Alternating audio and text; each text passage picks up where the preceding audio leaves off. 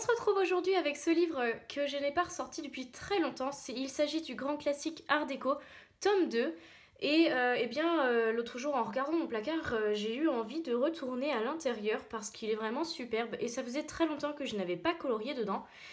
Donc j'en suis au deuxième colo d'affilée à l'intérieur, que je me rattrape, on va dire. Et donc j'ai commencé à faire celui-ci. Donc il s'agit de Dingo. Voilà, donc comme vous le voyez, si vous ne connaissez pas encore ce livre, il est bourré de détails au niveau du fond, dans le style vraiment art déco, hein. Il porte vraiment très très bien son nom, et on a donc une multitude de petits motifs. Alors ce que je fais moi généralement, c'est que je strappe un peu tout ça, et que je fais un fond qui n'en tient vraiment pas compte. Aujourd'hui, c'est ce que je vais vous montrer. On va réaliser ensemble un fond.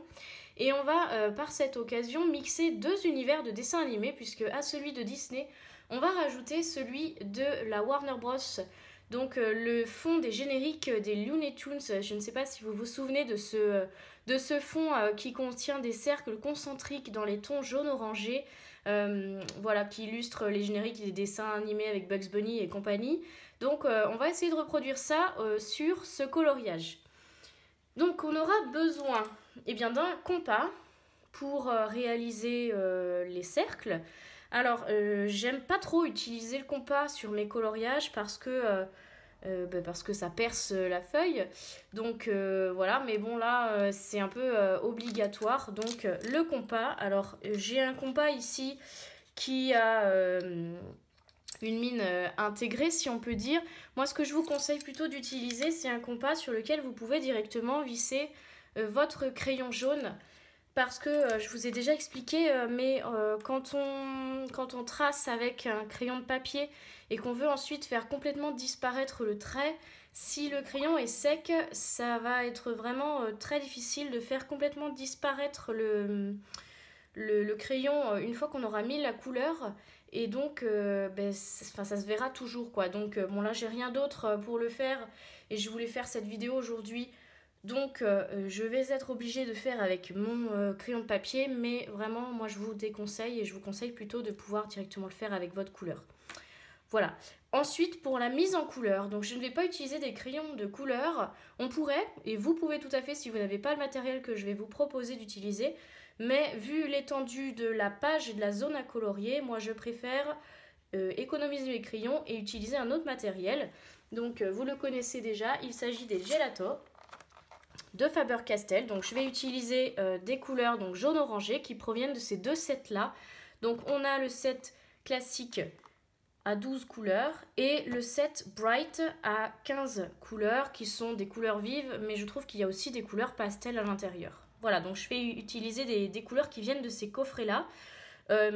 Donc moi je vais essayer de prendre dans les deux, mais c'est pareil, si vous ne possédez que celui-ci, vous voyez que vous avez complètement de quoi faire, puisque vous avez du jaune, du orange et du rouge, et ça peut suffire.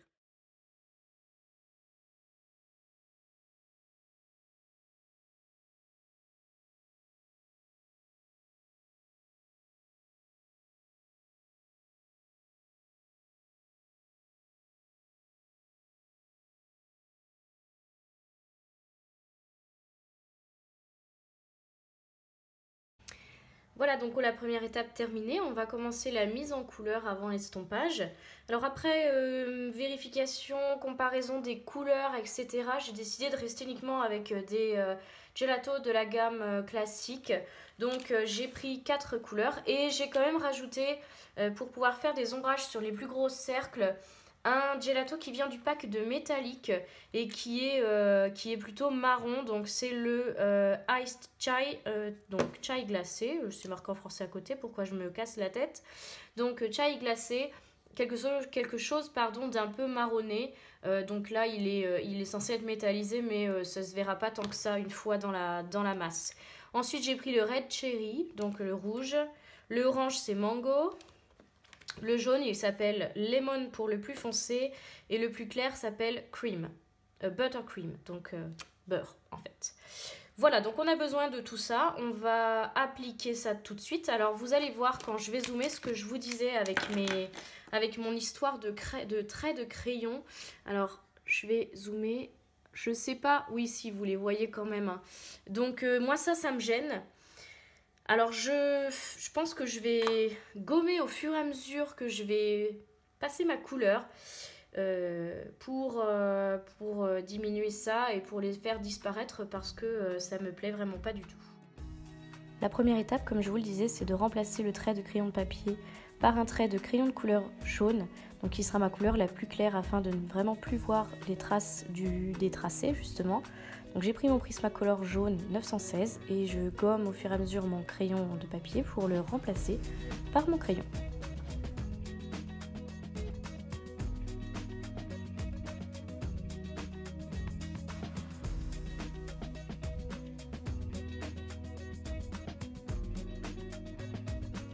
Ensuite, je prends mes gelatos et je vais venir poser ma couleur.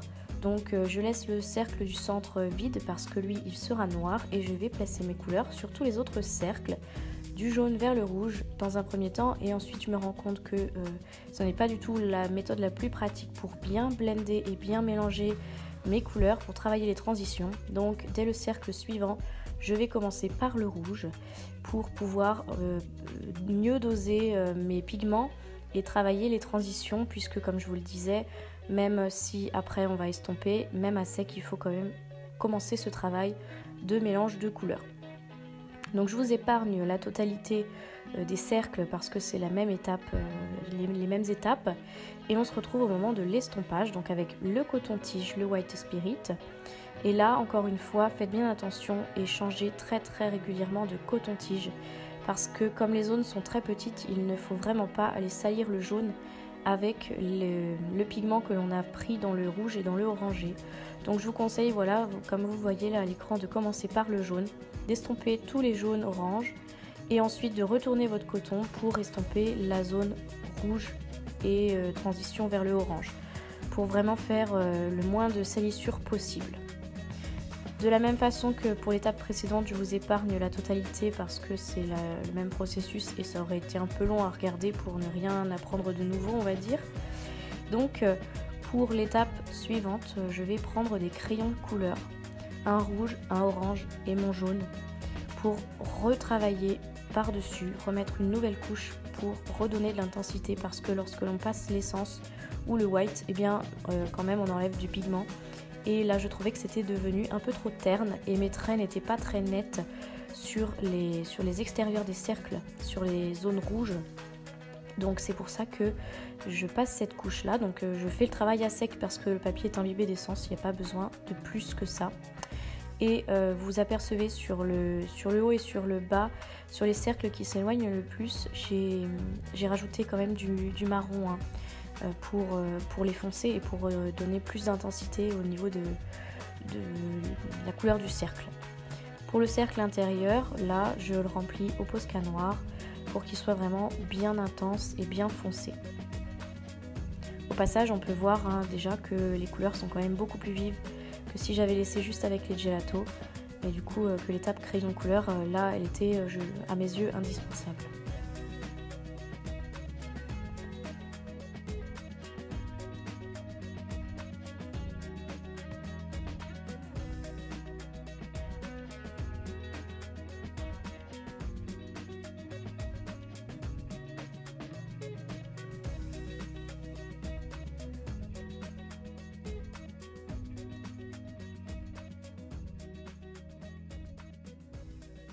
Et voilà le fond et le coloriage maintenant terminé.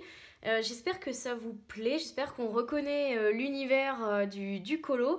Donc comme vous avez vu, je vous ai passé pas mal d'étapes parce que c'est quand même un processus assez long.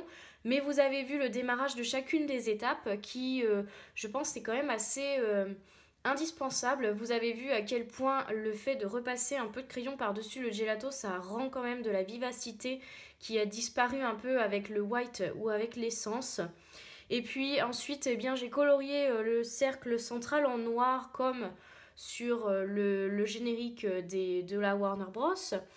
Voilà, j'espère que vous appréciez. Si vous avez envie de tester, n'hésitez pas. C'est assez rigolo, ça change et ça mélange des univers. Donc c'est assez sympa et c'est un peu original. Donc voilà, si vous testez, envoyez-moi comme à l'habitude vos coloriages. On se retrouve la semaine prochaine pour une prochaine vidéo. Et en attendant, comme d'habitude, restez connectés. Salut!